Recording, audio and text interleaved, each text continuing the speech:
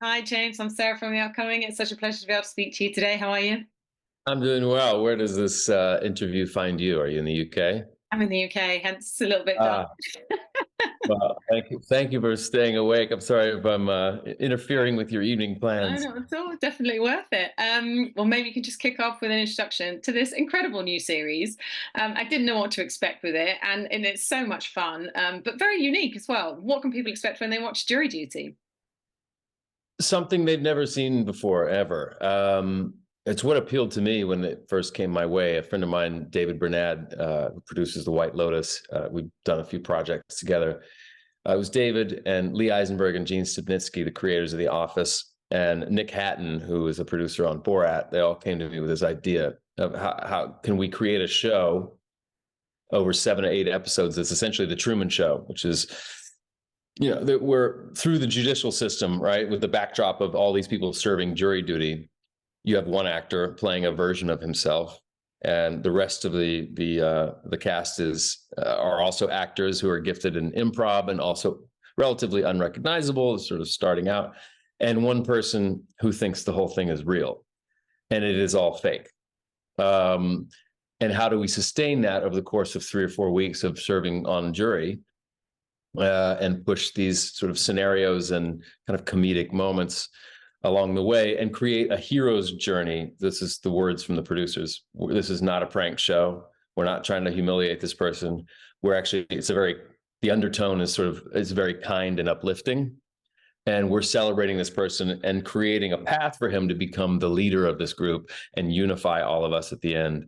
And he did that, and it really worked out. There's so many things that could have gone wrong, but and we do have fun along the way. I mean, it's a comedy, and we're all making fun of ourselves. I'm making fun of Hollywood actors and playing this version of myself. But I think people can expect a high wire act, sort of live theater, something really original. But in this day and age, it feels like everything's been done before, and that's certainly what appealed to me about it. I mean, it's interesting you said there, the people that are involved with The Office, because that was exactly what sprung to mind, kind of The Office meets The Truman Show.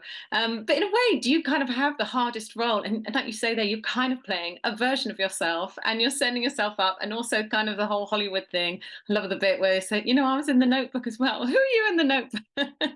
So did you find it difficult at any points? Or is that just all a lot of fun for I you? mean, I love making fun of myself. I love making fun of, yeah, playing a version of myself that to me it was like what I imagine Larry David experiences doing Curb Your Enthusiasm, which is like I'm not this guy in real life, but it sure is fun to play this guy who's really unsavory and says really inappropriate things at times and is so self-involved and egocentric that every conversation has to be about him or about his career. He just assumes that people are interested. Just think that's a really funny character to play. But the challenge that was where the comedy came from. I'm just being a jackass version of myself.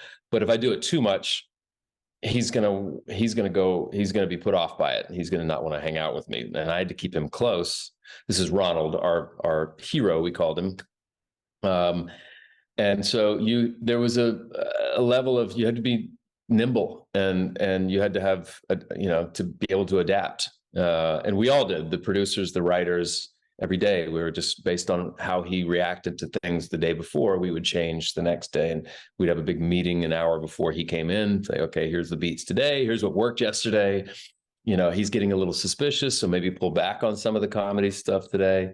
But my big thing was like, I loved improv acting. I loved all the Chris Guest movies. I love having this outline of what's happening, but no dialogue scripted, right? And I just go in with an arsenal of thoughts and ideas and lines in my head that I was, it's like choose your own adventure. If it went this way, here's some fun bits you could push. If it went this way, here's some fun bits you could push.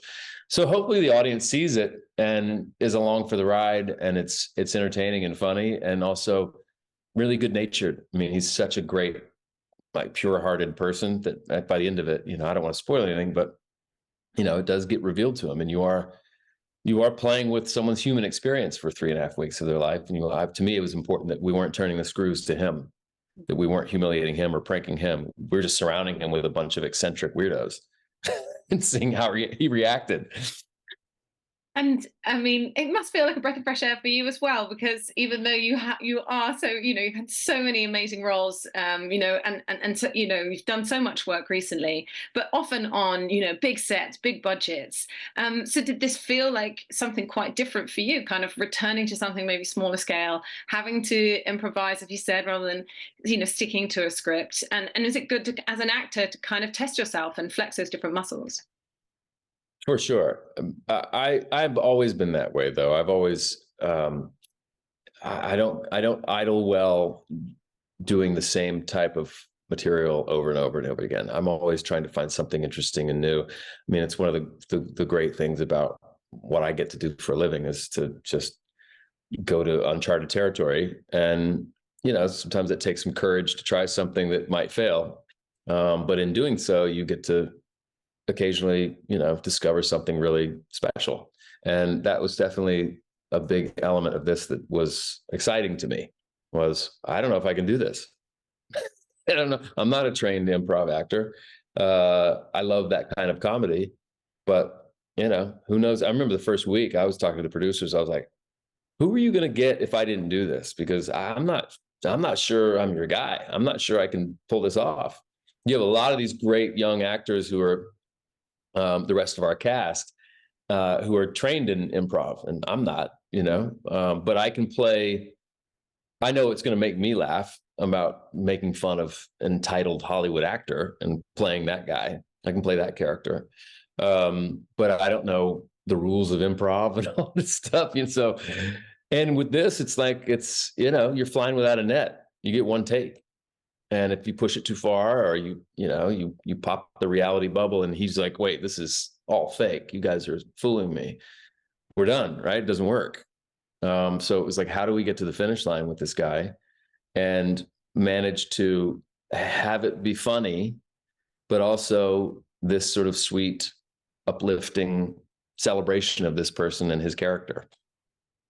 And on the note of being rather prolific, but also very versatile, I mean, do you have a standout role that you've always loved? I mean, I remember back, Ally McBeal in 27 Dresses Days, and then, of course, things like Westworld recently, and something I'm really looking forward to. I mean, Knox Goes Away, working with Michael Keaton, that really does seem like something fresh for you too.